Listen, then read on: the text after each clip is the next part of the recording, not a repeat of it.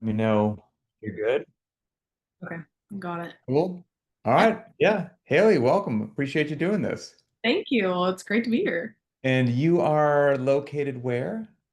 Kansas City. Yes, Lenexa, so on the Kansas side, but yeah, Okay. I've done a fair amount of traveling, but I don't think I've been there. What's life like in Kansas City? it's good. I've only lived here for a year now, so it's still relatively new, but um, yeah, it's kind of suburban bliss, to be honest. I love it out Oh, here. that's Yeah. cool. Where were you before that?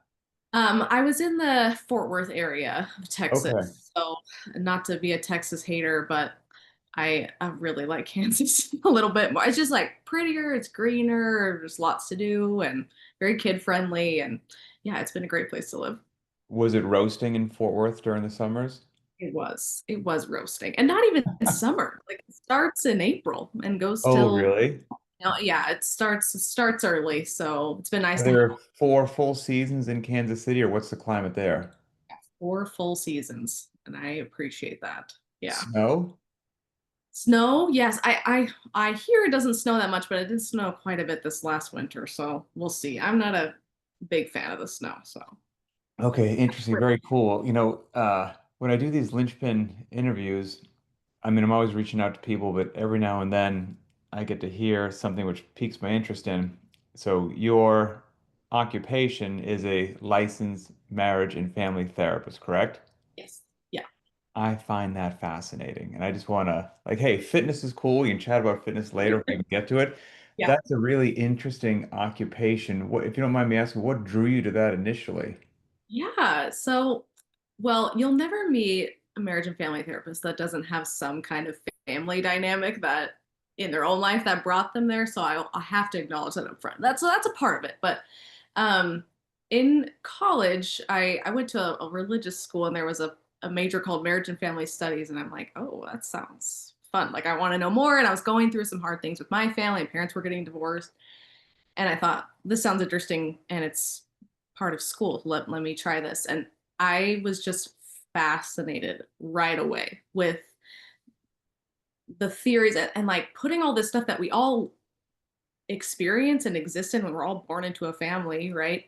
But like putting words to the dynamics and I mean, in marriage family therapy, we call it systemic thinking. You might think of it like holistic, but systemic thinking and how we're all just a part of these like greater systems at play. And again, just like putting words to it was so thrilling. Like I was like, this is so cool. This is so exciting. I can make sense of my own life, but also I just love this as a concept in general. And I just found that I took to it really quickly. And I always thought I would want to be in a helping profession of some kind pretty much my whole life. I like to listen. I'm more of an observer. I'm like helping people. So the two just kind of came together and I thought, oh, I'm gonna pursue this. And I just went straight down that path. No looking back. Have you seen the movie Old School with Will Ferrell? I haven't. Oh my goodness, there's a scene in there where they go to couples therapy, and I'm sure that it's nothing like, but it's hysterical. I'm sure you would really enjoy that scene because basically the therapist is like, look, we're in the trust tree, we're in the nest, you can just say whatever you want, and then he just goes berserk, and his wife is like, what is happening right now? So Exactly what it's like. No, I'm just yeah. No. what do you have? I've got some random questions as they like personally, things that I have experienced. And then I'm curious if your stuff is general and some things you've learned one way or another. So my parents got divorced later in life. They were when I was like entered college is when they got divorced. Yeah, And that same. they did the classic, we're going to stay together for the kids. Mm-hmm. When you hear that, what does that phrase evoke in your mind? Don't don't do that. No. Um, it's a very compassionate thought. Like it's nice that a lot of parents are thinking about that and they're trying to put their interests second to their kids. So it Hmm. comes from a really good place. Although I think don't. I get it. I totally get it. Sure.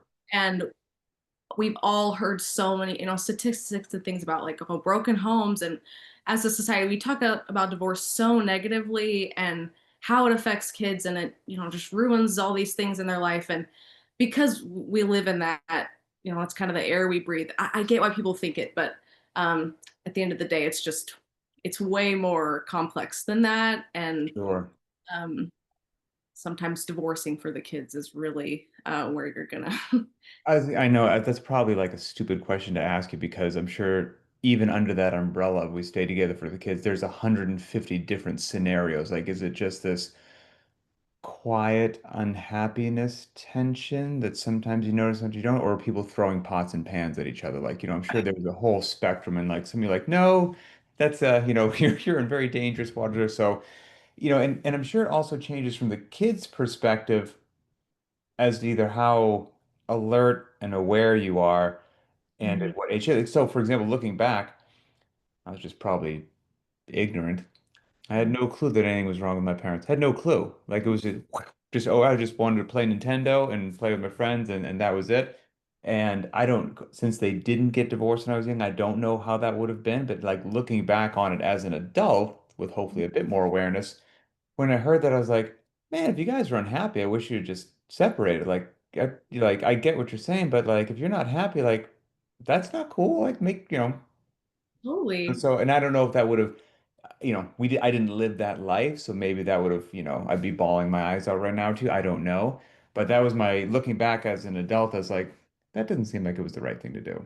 Sure. Yeah. And I know going through this the same thing. My parents divorced like a couple days before I graduated high school. So around the same time, it's still hard when you're an adult too. I mean, you go to Hmm. college and then you come home, but where's really home? And there's so many things that are hard even when you're an adult and your parents get divorced. So it's like it was inevitable. May as well just done it sooner, right?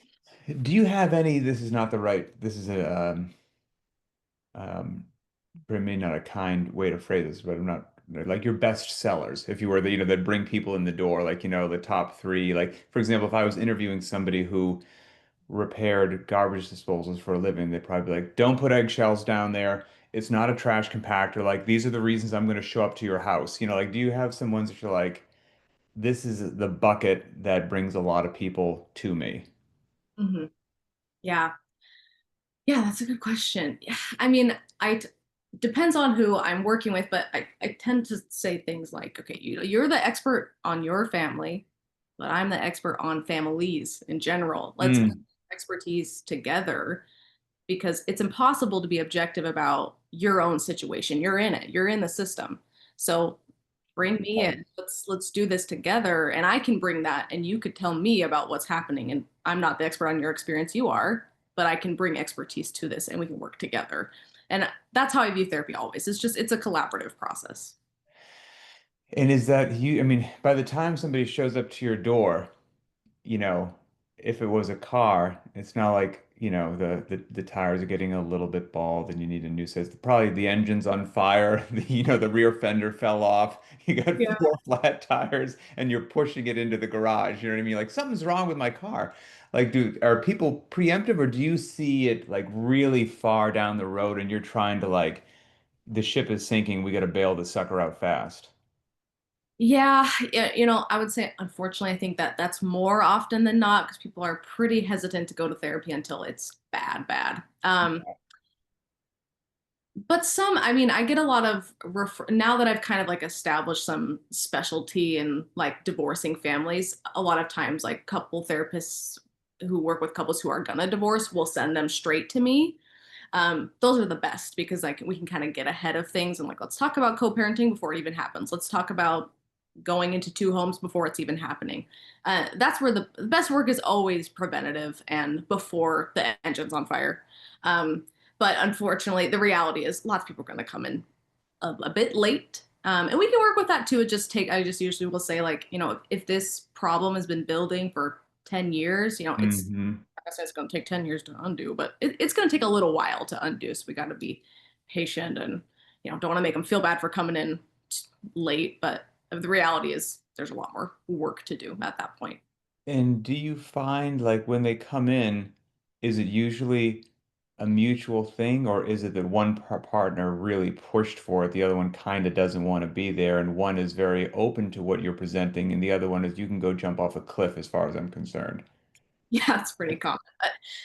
Therapy ultimatums are very common, right? Like, Yes. We're gonna get divorced unless you come to therapy. And then that's never a great way to I mean, they're there at least, but it's not usually a great start because yeah, one, like you said, one partner's kind of kicking and screaming and like, I don't want to be here, I don't need this. Um, but they want to be with their partner. So again, anyway they get in the door, I'm like, woohoo, but it's Have you developed some tips and tricks to like getting that person's guard down? Because you got to get them to open up, right? And participate. yeah, I mean, sometimes it's as simple as like, hey, like you're spending money to be here. Like, might as well get something out of it. Like sometimes it's that basic. But I mean, I don't try to push people like we talk about like stages of change. Like you're either in this pre-contemplation, you're not even thinking about wanting to change, or you're contemplating, you're thinking about change, you're not quite there, or you're like ready to, you're in it, you're doing it. And if people are in like that pre-contemplative, I'm not really like trying to push them to contemplation yet because that they have to do that on their own. But I will, yeah, again, I will say things like, hey, you're here, like let's just get the most of it that we can. And your partner wants you to be here, and let's talk about the reasons why it might be good to be here, and just focusing on what brought them there in the first place, what was the inciting factor that brought you here, and just trying to focus on those things can help. But there's lots of therapists will say like, don't work harder than the client. And I mean, that's Mm. a controversial phrase, but sometimes that's true. It's like, well, if you don't want to be here, like I can't make you want to change. Like that's something they are going to have to do on their own one way or another. Maybe this isn't the right word, but is it fun work? And like what I mean by that is you're kind of like solving a mystery, like It unraveling a puzzle to figure out how you got here. it is fun. It really is. I'm not to say every day I leave work jumping up and down, but Right. They're in tears, you're happy. yeah, but it is fun. Like I mean, kind of like that. What initially drew me, like it's exciting to put words to things that are happening that like we haven't been able to explain or put any words to. Like it's very exciting to figure things out. And a lot like in couple therapy we'll do like cycles. Like we'll draw like, hey, you do this and that causes this reaction and that causes this reaction that causes this. And we get like a Mm. cycle. We got visuals. Like it's fun. It's exciting to get to do this work, especially when people start to get it and they start to change. Like it is fun. It's frustrating work, but it can be a lot of fun. Is it happening largely these days in person or Zoom? It's a mix. I mean, I find the further we get from COVID, the more people are coming in person. But I I would think that's better. yeah, I'm partial to in person. I just think there's something a little more, I don't know, like organic about the connection when we're like sitting across from each other. But I do a lot of virtual work, especially like I work with a lot of families who it's like maybe like an adult child and a parent and they don't live in the same place. So Oh, a sure. lot of Yeah, virtual yeah. stuff like that. And of course that makes the most sense in those That's situations. wonderful. Yeah, of course. Yeah. Then you don't have to just serve your local area. You can literally serve the Mhm. world. Yeah, absolutely. Yeah, and I still hold a license in Texas because we were just there recently. So I Oh, hold. so you can only operate, it's not nationwide. You can only operate in your state. Oh no, yeah, don't even get. That's kind of silly to me. Like, how is a marriage in one state different? Like, you're driving in every state. Like, my driver's license is across the country. Like my marriage feels different, or like my communication issues need different, resolving in Utah than they do in Minnesota. I know. Yep, like you right That's now. weird. Like, what state are you in? Washington. So even if you lived in Kansas, but you're visiting Washington right now, I would have to end our session right now because I'm not licensed in Washington. That's ridiculous. Yeah, I know. Don't even get me started on the red. Crazy. That's ridiculous. Okay, I didn't know that. Not to relate what you're doing to like the prison system, but like I think about like you get these prisoners. Mhm. And the goal is to rehabilitate them so they enter society and they be wonderful contributing people, and then you never see them in prison again. And so they track like the success rate or the recidivism. I can't say that word if they do something again. Do you have any sense of like this general success rate of people like they actually solved it, they got it together? We're not saying that it's a utopia for the rest of your life, but you are now a generally successful functioning couple, or I'm going to see you again in a couple of years, or this is going to end somewhere else. Yeah, yeah, tricky to put. a number on that. And it definitely depends on the MFT you ask, because for me, a lot of the family work I'll do is, yeah, we're usually pretty good. You get good 10 sessions in. Usually That's I great. see them again. But it can really depend on what type of work you're doing, because I don't work with a lot of like couples in conflict before I'm more kind of after Hmm. split up. But that, I mean, that can be years for some people working on their stuff, because again, a lot of couples are like they've been having issues for 20, 30 years, and Yeah, yeah, just coming to therapy, and that can take a long time to right. um, but a family situation it's a lot of like tools, like let me give you tools. And a lot of people are they once they get those tools and they start implementing them, they're good. They don't need to come back. But I always tell people, it's okay to come back, just like would for anything. Sure. And you threw out, I don't know if you just threw it out there for any particular reason or whatnot, but like you said, 10 sessions. Is something like that you have in the back of your head of like, it's tough to get something done in less than 10 sessions. Sometimes we might go more, but this is a good ballpark number. People always want a ballpark number. Um, and yeah, it's of course they're like, how long is this going to take? Sure. Am I going to be Yep. better? When's my kid going to be better? So I'll give the number 10 sessions because it sounds like a lot to people. um, so it's enough to be like, oh wow, this isn't going to take like three. Right. Yeah. 10, but the famous last words, it depends. It totally Sure. depends on the situation, on what they need, what they're there for, how many family members are there. Is a session an hour? 50 minutes is a therapeutic hour. So yes. Okay. Okay.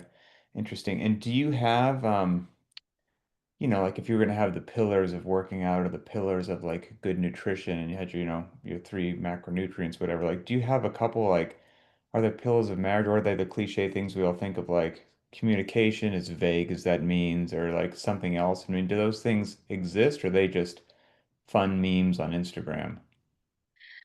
Oh man. Um, there's just, oh my gosh, there's such a flood of information out there that I think most of it is like it's kind of like middle of the road. Like it's like there's pieces of what's true and then there's pieces of opinion, and who's really posting this meme? Is this from a therapist? Right. A dude, Um, but there's it's I don't know. It's like you have these days we have to be such smart consumers, right? And go through and like critically think about like what we're engaging with, and is this true? Is this not? Some of it is. I think a lot of it's cherry picked though to make good content. But Hmm. I know though, my wife and I have a disagreement, what we would call a fight. I know that my goal is to try to win. yeah. That's what makes everything healthy and it goes really well. Be competitive in all that you do. Uh, I'm curious. I had one more thing. What was it? Darn it! It just lost my. Do you have any senses to like why the divorce rate's so high these days and potentially getting worse? Yeah. So the divorce rate's actually going down. Oh, it is. See, there's social media screwed me over again. I know, surprising, and everyone could go fact check me on that. But it's actually going down. But so are marriage I rates. was going to say no one's getting married. That's probably the reason why that it is going down. Just abandon the whole concept. Yeah, we're just not doing this, right? Too hard. Yeah, it's true. And less and less millennials are getting married, less and less millennials are having children. The trends are Yeah. kind of heading the opposite way that we've seen in the past. So it is going down, which we can be excited about, but the reasons may not be for Hmm. what we'd hope. So you said you have a specialty in divorced families. Mhm. Yeah. Interesting. So that's the world that I live in as well. So, my wife has, we've got three kids. Our two boys are from her previous marriage, and their biological dad lives in the same town. And so there's, 50-50 custody and all that stuff going on. And man, I mean, for anyone who we've been doing that, I mean, I don't know any different. That's been longer than I realized now, probably a decade. We've been, doing that. My daughter that I have with my wife, she's about to turn 4.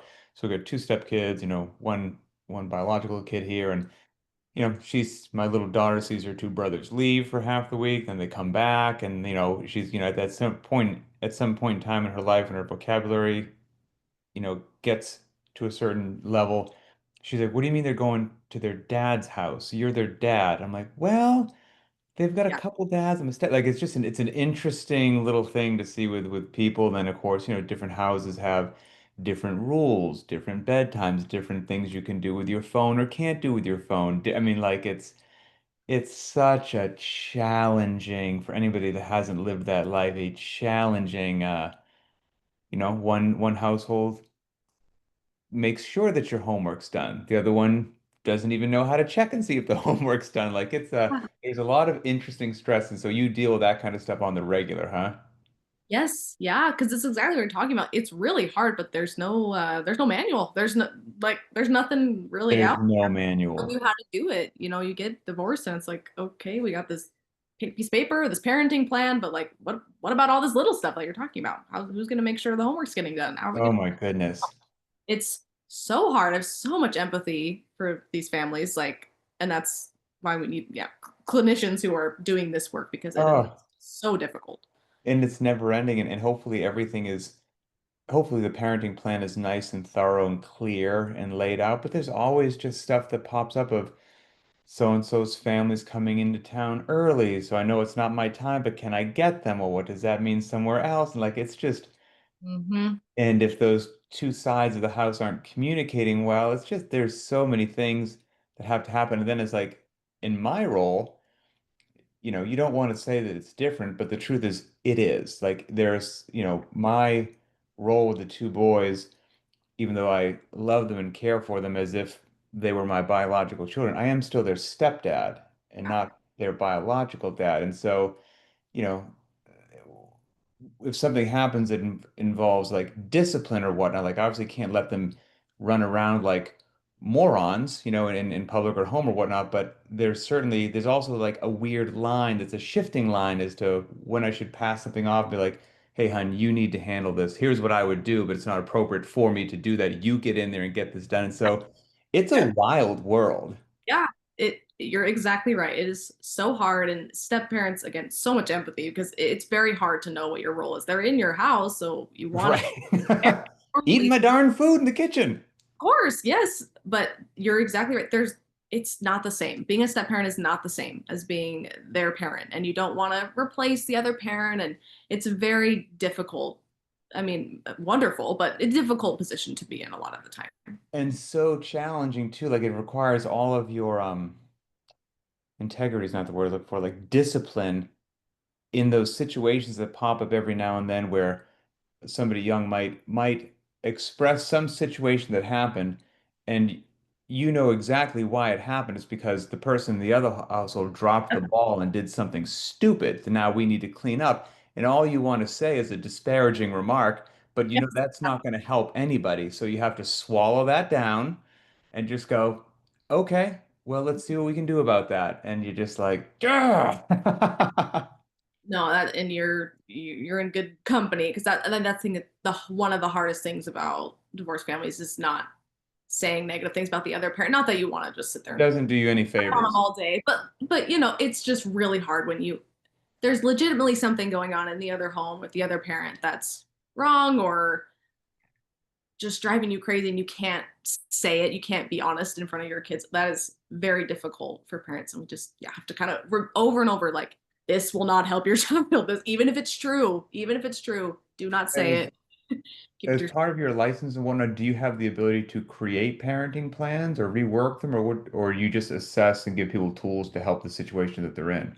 Yeah, I don't do yeah, and that's all like on the legal side. I read parenting plans all the time Mm, because if a divorced they're family, not all created equal. yeah, and usually if someone wants to get their kid into therapy, I have to read the plan, make sure who has to sign off. Sometimes only one parent needs to sign off on them coming to therapy. Right. Anyway, so I'm used to reading them. But yeah, no, I don't do like any of the legal stuff or like custody evaluations, things like that. I'll pass that off to someone else, and just Yeah, interesting. And I would tend to think your occupation um, is just going to be thriving forever, I would think. I mean, because, you know, fortunately and unfortunately, yeah, I think you're right. relationships, whether it's marriage or work or friendship, just relationships can be challenging. And so that ain't going anywhere. Mhm. You Yeah, exactly. Yeah, I know people joke about job security, but it's true. Yeah, and unfortunately, yes, it's always going to be around. We're always And going to. they're probably not going to want to talk to AI. Like even if AI had the right answers, there's some empathy that comes from a human being of lived experience. And I know what that stress feels like, and I've had the sleepless nights, and here's what you do. Like I just can't see that going in. Even if AI would help with like tools or buildings, plan, like whatever it's like, I just can't see that human connection not being a critical component. Yeah, it 100%. And that's, yeah, a bigger conversation. Like a lot of therapists are having these days, like, oh, are we being replaced? But one thing I always think about, I learned this in grad school, is that like the number one predictor of success in therapy and improvement in a client is their relationship with their therapist above any other Hmm. qualifications of a therapist, the amount of training, the years of experience. They got No, to trust you. yeah, the relationship and the trust, that is what helps a client change. And so I try to keep that in mind when, as I feel like AI is going to take over my job. Like, no, no one can replace Yeah, I this, don't think so. right? I don't think so. How do you get new clients? How do people find you? Is it just a Google search or like how do people find a good qualified therapist in their area? Yeah, easy ways to do it for if people who are getting started, really just like websites like Psychology Today will help you search for like the type of therapist you need and the zip code you need, and you can even filter by the type of like insurance you have. But Google works too. Some of those directories I'm not even on them, but yeah, like Googling your area, um, your type of insurance, it just kind of depends what you're looking for. But yeah, the it's all online. That's pretty much how people find us. But a lot of my referrals specifically come from other clinicians, like just who I network with. Gotcha. Okay. Well, maybe if somebody's in your area, do you have a website you can do me self-promote? How do they find you? Yeah, my website's really easy. It's just therapywithhaley.com. Nobody snagged that one. You got it. Yep, I got it before anyone took it. So, That's cool. How much schooling is required to be able to get into this sort of a profession? mhm. So, a marriage family therapy program, well, so obviously got to get a bachelor's, and then the master's program, depending on where you go, it's 2 to 3 years. So Okay. total, you got 6 to 8 years. Or is that, wait, did I did math right? 7. No, Yeah, yeah. Yeah, let's say that tops. makes sense. 6 to 7 years. Okay, fascinating. So that's your day job. And do you have an office that you go to, or do you have like a room in your house that you use, or like what's that look like? Yeah, when I'm virtual, I'll have virtual, like today I'm at home, so this is my home office. And then I have, yeah, I since I moved to Kansas City, I am working with a, yeah, Kansas City Relationship Institute, and I go to their office, to go see clients in person. So a little bit of both. Okay, perfect. And so is transitioning out of that, is your fitness, is it just a necessary stress relief these days from work? Is it something you do out of just joy? What does fitness Oh look my like for you gosh. these Yes. days? No, I remember learning in school, in grad school, they were talking about like, listen, if you're going to be a therapist, like this work is so ambiguous and it's not very immediately rewarding. Like, sure, you get rewards here and there and you see progress or clients tell you you're great, but most of the time you're just like, is this working? Is this helpful? So you need hobbies Mm. that you can see improvement, that are like black and white, like you can see results. And that was around the time I started CrossFit, and I'm like, oh, this is that. Like I can show up, Cool. like I get my workout in, and like the work's done, fitness was achieved. And that is so necessary, like to have things like that in my life that are more concrete than this fun work, but ambiguous, tricky work that I do every day. So it's definitely a helpful element to have in my life, but yeah, definitely brings the stress relief as well. Got a lot of feelings to get out. And when do you get it in? And is it a garage gym, a home gym? Do you go somewhere and work out at a different place? Yeah, we work out here in the garage. Yeah, we've got 2 little kids, so nap time pretty much is when I'll get nap time's when I'll get it in, or when they're asleep. That's about the best time I can How find. old are they? Got a 2-year-old, and she'll be 1 next month. So Oh my goodness, you have your hands full. I do, I do. Are they But both girls? yeah, yep. Oh my, yep, you are hustling. I Yes. Thank you for recognizing that. Yes, I Yes. I am. It's a lot of work for sure, but I mean, I love them. But Do they have similar nap times? Yeah, like, well, my 1 year, she'll be one. She's still kind of napping twice a day, but I try to Mhm. have their second one or her second one and my daughter's only nap. Try to get those aligned. So, Yes, yeah. and usually I can get an hour. So as long as I'm efficient out there, I can do it while they're sleeping. Oh man. So since you're in the trenches right now, it's great. What have you found works? I mean, so you've got a busy occupation, you've got a limited time window, you know, life stress, work stress, and all that stuff. I'm sure plenty of times your precious window that you thought you would get changes. The amount of time you thought you'd have to warm up goes away. Or what, hey, I'm going to get to take a really full, heavy day today. I got a great looking hour. Nope, I got 30 minutes. Like, what have you found in real life busy mom works for you?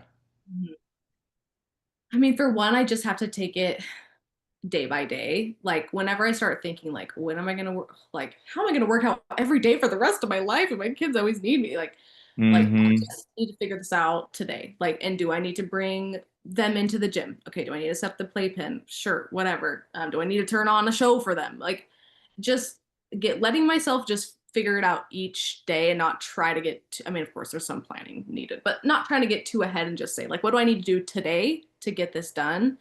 And a lot of it's just taking the pressure on myself off myself, which is one reason I love Linchpin is because I've always felt like I need to be RX, like I need to be getting better, Mm, I need to do all these things, and just being like, no, I just need to move today, like I just need to do the best I can today, and that might mean I just hop on the bike for 20 minutes. Maybe that's all I can do.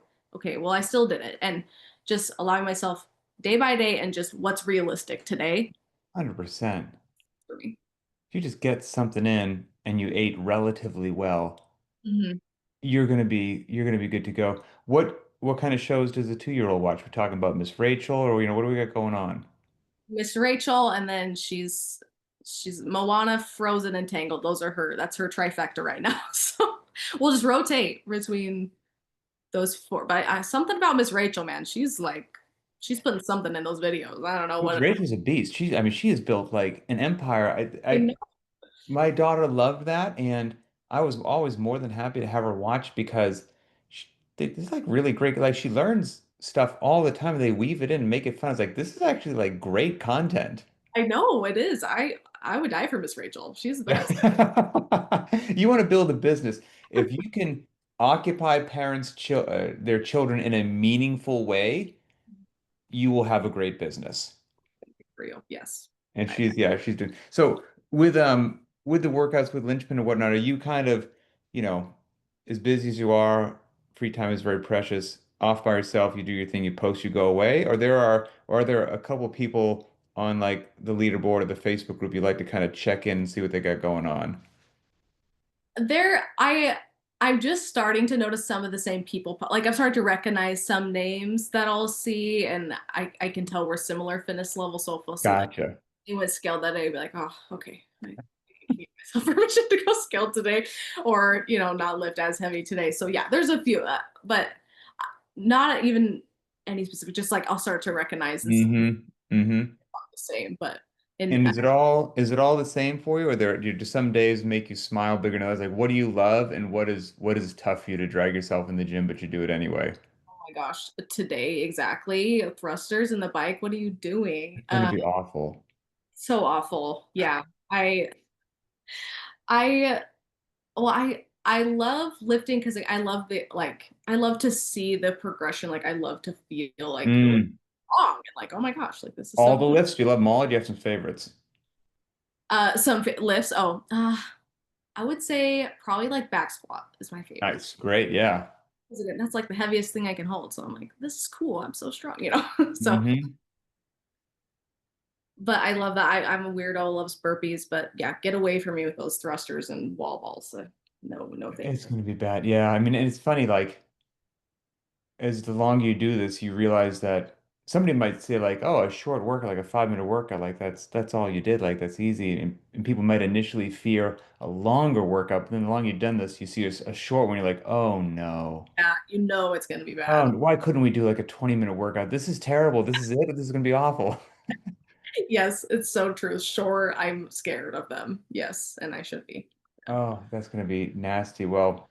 I really appreciate you giving me some time for your day. Again, precious with kids, naps, and all these things going on, having to work. I mean, giving me 30 or 40 minutes, that's a big deal. So thank you for that. Oh, of course. This was so fun. I was so excited I got to meet you. That's great. Oh, no, the pleasure is all mine. And I guess in closing, you gave your website, which is great, but any just tips or tricks for moms or parents or anything out there? It could be from your profession, it could be trying to get into workout, just whatever lessons learned pop into your head that you found success, what would you be your closing thoughts for people? Yeah. Just be kind to yourself. I know it sounds cheesy. Unfortunately, all the cheesiest things tend to be true, but it's true. Just be kind to yourself. Beating yourself up. If that worked, it would have worked by now. So Mm. change it up, be kind, and see where it takes you. It's okay to not be perfect, and you just got to take it day by day and treat yourself like you would a best friend. You're gonna have better results anyway. I like that. Yeah. Well, Haley, thank you so much and enjoy the thrusters. I will try. I appreciate it. Thank you. Bye.